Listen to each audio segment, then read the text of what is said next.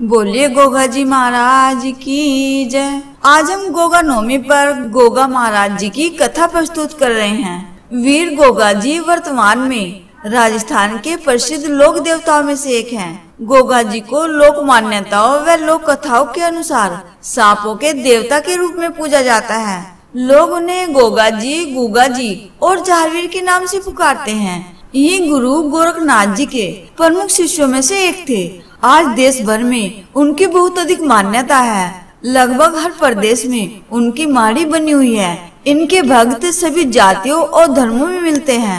जनमानस में प्रचलित गोगा नवमी पर्व इस बार 20 अगस्त 2022 को मनाया जाएगा। इस दिन नागों की पूजा की जाती है। ऐसी मान्यता है कि गोगा देव की पूजा करने से सांपों से रक्षा होती है। गोगा देव की पूजा श्रावणी पूर्णिमा से आरंभ हो जाती है तथा यह पूजा पाठ 9 दिनों तक चलता है, यानी नौमी तिथि तक गोगा देव का पूजन किया जाता है। इसलिए इसे गोगा नवमी कहते हैं। इस दिन प्रसाद कराया जाता है। प्रसाद के रूप में रोट या चावल का आटा चढ़ाते हैं। साथ ही गोगा नवमी पर लोग गोगा देवता की कथा सुनते हैं और भजन करते हैं। यही नहीं, इस दिन गाने वालों की मंडलियां घर घर जाकर गोगा जी का गुणगान करती हैं। आइए शुरू करते हैं गोगा महाराज जी की कथा। गोगा नवमी के विषय में यह बहुत ही प्रचलित कहानी है। राजस्थान के चूरू जिले के ददरेवा में चौहान वंश की सांभर व चाहिल शाखा में राजा उमर सिंह जी का शासन काल था। उस समय राजा उमर सिंह के 2 पुत्र थे, जिनमें एक का नाम वीर जेवर सिंह और दूसरे का नाम घेवर सिंह था। उन दोनों भाइयों का विवाह सरसापट्टन की राजकुमारियां रानी बाछल देवी और रानी काछल देवी से हुआ था। विवाह के बाद कई दिन बीत गए, लेकिन उन दोनों रानियों को कोई भी संतान उत्पन्न नहीं हुई। उन्होंने संतान प्राप्ति के में सभी क्रियाकलाप किए जो वे करने में सक्षम थे, लेकिन फिर भी इसका उन पर कोई असर नहीं हुआ। रानी बाछल देवी गुरु गोरखनाथ जी की परम भक्तों में से एक थी।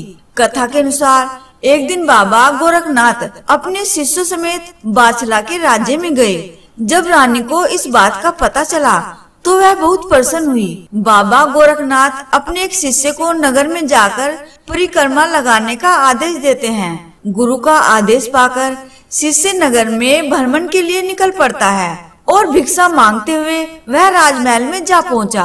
रानी ने उसे बहुत सारा धन भिक्षा के रूप में दिया, लेकिन गोरखनाथ जी के शिष्य ने वह लेने से मना कर दिया और थोड़ा सा अनाज मांगा।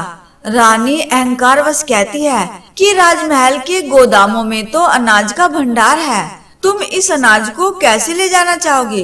तो वह अपना भिक्षा पात्र आगे बढ़ा देता है। सारा अनाज उसकी भिक्षा पात्र में समा गया और राज्य का अनाज गोदाम खाली हो गया। फिर भी योगी का पात्र नहीं भरा। तब रानी गोरखनाथ के शिष्य की शक्ति के सामने नतमस्तक हो गई और उनसे समय याचना की, गुहार लगाने लगी और कोई संतान न होने का दुख बताती है।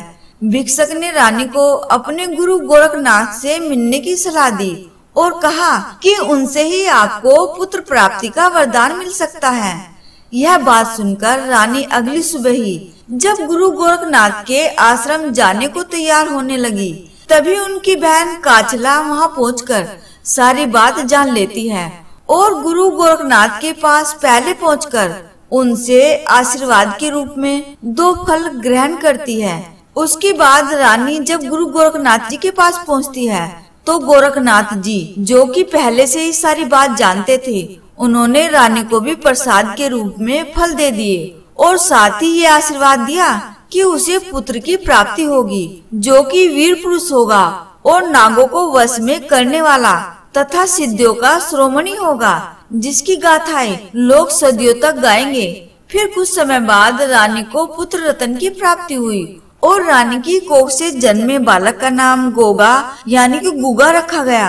बड़े होने पर गोगा जी का विवाह बंगाल के राजा मालव की बेटी से होना तय होता है, परंतु राजा ने अपनी बेटी की शादी गोगा जी से करवाने से मना कर दिया। इस बात से दुखी गोगा जी गुरु गोरखनाथ जी के पास जाते हैं और उन्हें सारी बात बताते हैं। बाबा गोरखनाथ जी ने गुगा जी को दुखी देख उनकी सहायता के लिए वासुकी नाग से राजा की कन्या को विष प्रहार करवाया। कहते हैं राजा के वैद्य उस विष के प्रभाव को कम नहीं कर पाए। तभी वेश बदले वासुकी नाग ने राजा से कहा कि यदि वह गुगा मंत्र का जाप करे तो विष का प्रभाव समाप्त हो जाएगा। राजा गुगा मंत्र का प्रयोग विष उतारने के लिए करने लगे और देखते ही देखते राजा की बेटी सूर्यल विष के प्रभाव से मुक्त हो गई और राजा अपने कथन अनुसार अपनी पुत्री का विवाह गोगा जी से करवाते हैं। उसी दिन से मान्यता है कि गोगा महाराज जी की पूजा करने वाले मनुष्य को नागों का भय नहीं रहता।